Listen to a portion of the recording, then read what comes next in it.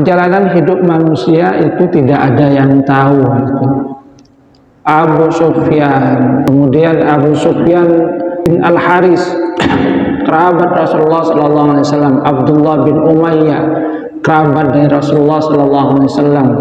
Mereka dulu sangat memusuhi Rasulullah sallallahu alaihi wasallam, sering mengejek Rasulullah sallallahu alaihi wasallam, bahkan terlibat banyak peperangan antara beliau dengan orang-orang ini.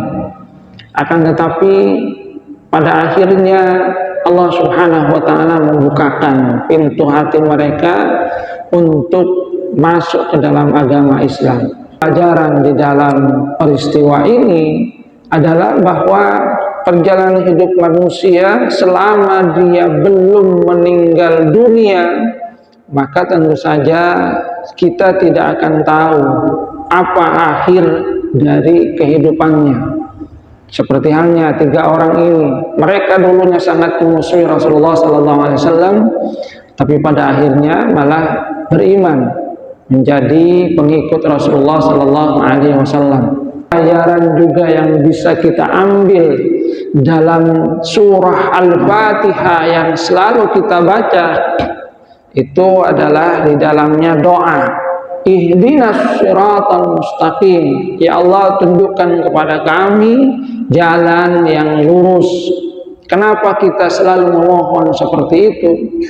Kita berharap bahwasanya kalau kita berada di dalam jalan yang lurus, maka kita akan tetap diberikan oleh Allah Subhanahu wa taala karunia untuk berada di jalan yang lurus itu, terus tidak lagi keluar dari jalan yang lurus itu. Tapi kalau kita misalnya melenceng, maka kita berharap bahwasanya Allah Subhanahu wa taala mengembalikan lagi kita ke jalannya yang benar. Karena dalam perjalanan hidup manusia pasti setan itu terus berusaha untuk mengganggu perjalanan manusia, menyesatkannya. Selama kita masih belum meninggal dunia, maka kita harus terus bermohon kepada Allah Subhanahu wa taala supaya diberikan husnul khatimah.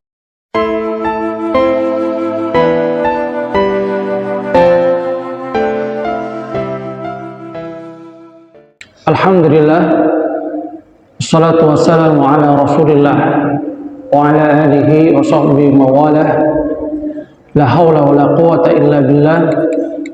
Rabbi shrah li sadri wa yassir li amri wahlul 'uqdatam min lisani yafqahu qawli, amma ba'du. Hadirin jamaah salat subuh rahimakumullah, alhamdulillah kita bersyukur kepada Allah Subhanahu wa taala karena Allah Subhanahu wa taala masih memberikan kita nikmat waktu. Kita dibangunkan oleh Allah Subhanahu wa taala di pagi dalam keadaan sehat. Alhamdulillahilladzi ahyana ba'dama amatana wa ilaihil nusyur. Kita diberikan kemampuan untuk mempergunakan karunia itu di dalam rangka kebaikan, sebagaimana yang disyaratkan oleh Rasulullah sallallahu alaihi wasallam, kullun nasi yaghdu fa ba'i'un nafsah. Setiap orang ketika diberikan oleh Allah Subhanahu wa taala nikmat bertemu lagi dengan waktu subuh, waktu pagi, maka dia layaknya orang yang memperdagangkan dirinya. Faba'i'un nafsah famu'tiquha au mubiquha. Ada orang yang bisa memperdagangkan dirinya karena mempergunakan karunia berharga berupa waktu itu di dalam rangka kebaikan. Tapi ada juga yang menjerumuskan dirinya karena nikmat waktu yang begitu berharga dia gunakan di dalam rangka maksiat, bukan di dalam rangka menambah keridhaan Allah Subhanahu wa taala. Hadirin jamaah salat subuh rahimakumullah, kita lanjutkan kajian sirah nabawiyah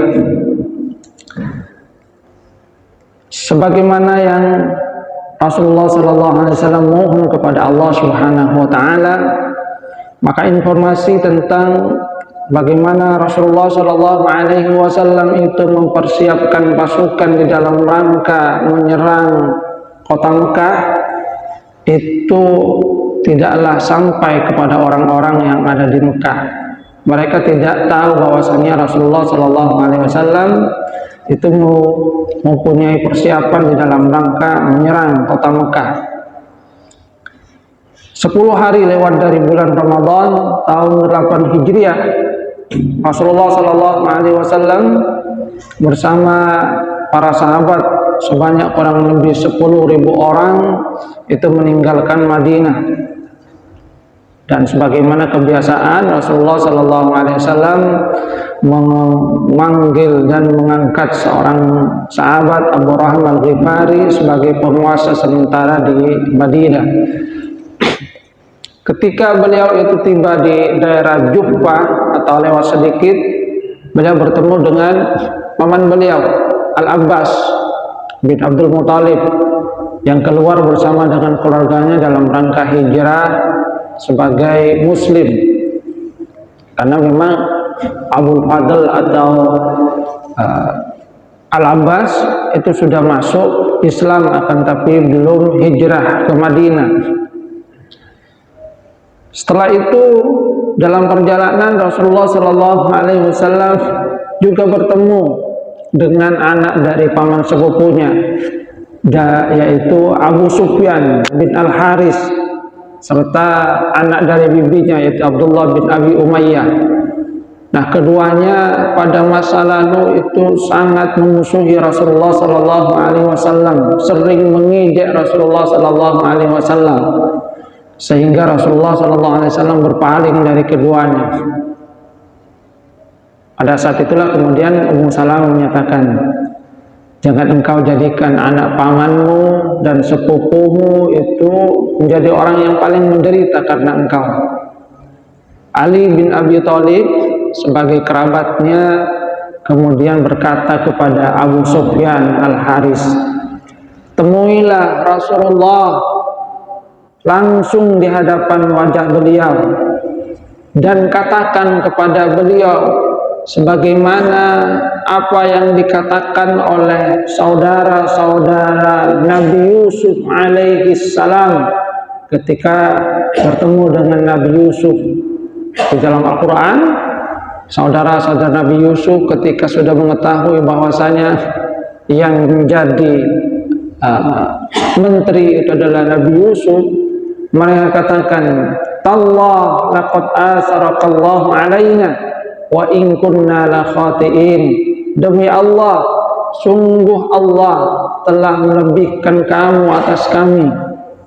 Sesungguhnya kami adalah orang yang berbuat salah. Nah, kata Ali bin Abi Thalib, ucapkan apa yang dikatakan oleh saudara-saudara Yusuf kepada Nabi Yusuf alaihissalam. Saya yakin bahwasanya Rasulullah Sallallahu Alaihi Wasallam akan memaafkan kamu, karena Rasulullah Sallallahu Alaihi Wasallam tidak rela ada yang lebih baik daripada beliau perkataannya. Maka Abu Sufyan Al-Haris mengikuti apa yang menjadi saran dari Ali bin Abi Thalib. Beliau menemui Rasulullah Sallallahu Alaihi Wasallam kemudian mengucapkan apa yang diucapkan oleh saudara-saudara Nabi Yusuf alaihi salam. Dan ternyata Rasulullah Sallallahu Alaihi Wasallam juga menjawab sebagaimana apa yang dikatakan oleh Nabi Yusuf. Rasulullah Sallallahu Alaihi Wasallam menyatakan, qala la tasriba alaikumul yaum. Pada hari ini tidak ada cercaan kepada kamu. Yaghfirullahu lakum. Mudah-mudahan Allah memberikan ampunan kepada kalian. Wa huwa arhamur rahimin. Sungguhnya Allah itu adalah zat yang maha penyayang, yang paling penyayang di antara yang penyayang. Maka kemudian Abu Sufyan gembira.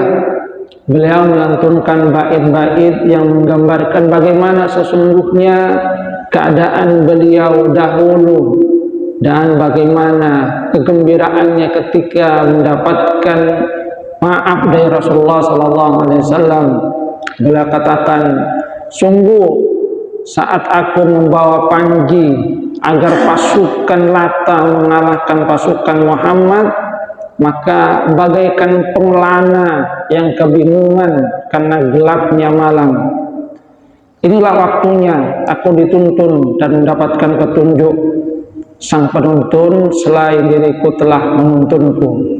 Orang yang dulu benar-benar aku usir telah menunjukkan ke jalan Allah. Hadirin jamaah rahimakumullah.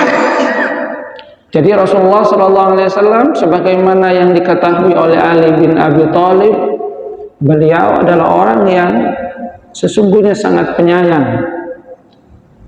Rasulullah SAW itu adalah pribadi yang pemaaf. Tapi kalau berkenaan dengan persoalan agama, memang Rasulullah SAW itu sangat marah, seperti halnya yang dilakukan oleh saudaranya sebetulnya, sepupunya, anak dari paman sepupunya. Tapi ketika mereka sudah benar-benar mau untuk masuk ke dalam agama Islam, mempergunakan cara seperti halnya yang dilakukan oleh saudara-saudara Nabi Yusuf alaihissalam, beliau juga tetap mau untuk menerima. Nah, teruslah pasukan Rasulullah SAW itu bergerak sampai tiba di satu wilayah yang disebut dengan Marrawahran.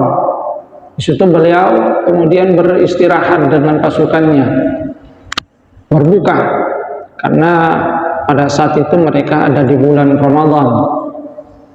Jadi memang peristiwa Fathu Mekah itu juga terjadi di bulan Ramadan. Rasulullah SAW kemudian tiba di tempat itu dan berkemah, menyalakan sebanyak 10.000 api unggun. Pada saat itu Al-Abbas ibnu Abdul Muthalib itu keluar menaiki bagal, kuda tunggangan Rasulullah SAW. Beliau berinisiatif mencari orang untuk memberikan kabar supaya orang-orang Quraisy itu segera menyerah kepada Rasulullah SAW, minta perlindungan kepada Rasulullah. Saat keluar itulah beliau mendengar percakapan dari Abu Sufyan yang bersama dengan Hakim bin Hazam dan Hudail bin Warqa. Yang ketiganya itu berusaha untuk mencari informasi. Mereka melihat banyak sekali api unggun itu. Kata mereka, mungkin itu adalah pasukan Khuza'ah. Mereka kan baru saja juga diserang. Tapi kata Abu Sufyan, tidak mungkin. Bani Khuza'ah itu tidak mungkin sebanyak ini. Ini pasti lainnya.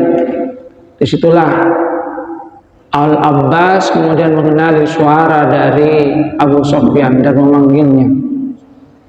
Abu Sufyan kemudian dibawa oleh Al-Abbas menaiki bagal dari Rasulullah SAW, dibonceng. Saat lewat, orang-orang bertanya, siapa? Saya Al-Abbas, paman Rasulullah. Saya hendak menemui Rasulullah. Karena yang datang itu adalah Al-Abbas, maka mereka membiarkan sampai mereka bertemu dengan Rasulullah SAW. Namun Rasulullah SAW waktu itu kurang berkenan. Masuk juga Umar bin Khattab. Umar bin Khattab itu kan orangnya juga memang keras itu. Dia kemudian berkata, wah ini orang datang sendiri, ayo kita bunuh saja itu. Karena antara mereka dengan pasukan Quraisy itu sudah tidak ada lagi perjanjian damai. Akan tetapi ditahan oleh Al-Abbas. Tenang dulu wahai Umar, ini adalah kerabat saya. Seandainya dari kerabat kamu mungkin kamu tidak semarah ini. Karena bagaimanapun juga namanya kasih sayang antara seorang yang kenal dengan tidak itu juga pasti akan berbeda gitu kan. Kalau yang berbuat nakal itu orang lain, mudah saja kita minta, dia. Tapi kalau anak kita sendiri, itu kita lebih mudah untuk memaafkan. Itu adalah sifat yang sifatnya manusiawi ya. Dan itu yang kemudian dikatakan juga oleh Al-Abbas. Maka Rasulullah SAW menyatakan, sudah pulang dulu, bawa Abu Sufyan ini, besok pagi temui saya.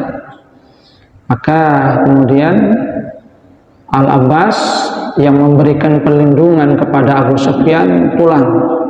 Di situ beliau memberikan nasihat kepada Abu Sufyan, wahai Abu Sufyan, celaka kamu. Kamu ini kok belum mau untuk masuk Islam. Besoknya ditemui Rasulullah SAW. Ketika melihat Abu Sufyan, Rasulullah menyatakan, celaka wahai Abu Sufyan, bukankah telah saatnya engkau mengetahui bahwasanya tidak ada Tuhan selain Allah, yang berhak disembah itu hanya Allah. Maka Abu Sufyan menyatakan, bi abi wa ummi, demi ayah dan ibuku sebagai tebusannya, alangkah bijak dan mulianya engkau. Aku telah menduga bahwasanya tidak ada ilah Tuhan selain Allah. Maka kemudian Abu Sufyan masuk ke dalam agama Islam. Hadirin jamaah rahimakumullah, perjalanan hidup manusia itu tidak ada yang tahu. Abu Sufyan, kemudian ini Abu Sufyan bin Al-Harb gitu kan. Kemudian Abu Sufyan bin Al-Haris, kerabat Rasulullah SAW. Abdullah bin Umayyah, kerabat dari Rasulullah SAW. Mereka dulu sangat memusuhi Rasulullah SAW, sering mengejek Rasulullah SAW, bahkan terlibat banyak peperangan antara beliau dengan orang-orang ini. Akan tetapi pada akhirnya Allah Subhanahu wa ta'ala membukakan pintu hati mereka untuk masuk ke dalam agama Islam. Sebab sesungguhnya orang-orang Quraisy itu sendiri pada dasarnya kan mengakui apa yang dibawa oleh Rasulullah SAW. Cuma kadang persoalan dunia yang membuat mereka tidak mau beriman kepada Rasulullah SAW. Takut bahwasanya mereka itu akan sederajat dengan orang-orang yang mereka katakan orang yang hina, budak, orang miskin, sehingga mereka memilih untuk tidak beriman kepada Rasulullah SAW. Walaupun pada dasarnya mereka mengetahui bahwa apa yang dibawa oleh Rasulullah SAW itu adalah sebuah kebenaran. Faktor-faktor yang seperti itu yang seringkali juga akan kita lihat ada pada masa sekarang. Namun sesungguhnya yang perlu kita ambil pelajaran di dalam peristiwa ini adalah bahwa perjalanan hidup manusia selama dia belum meninggal dunia, maka tentu saja kita tidak akan tahu apa akhir dari kehidupannya. Seperti halnya tiga orang ini, mereka dulunya sangat memusuhi Rasulullah SAW, tapi pada akhirnya malah beriman menjadi pengikut Rasulullah SAW.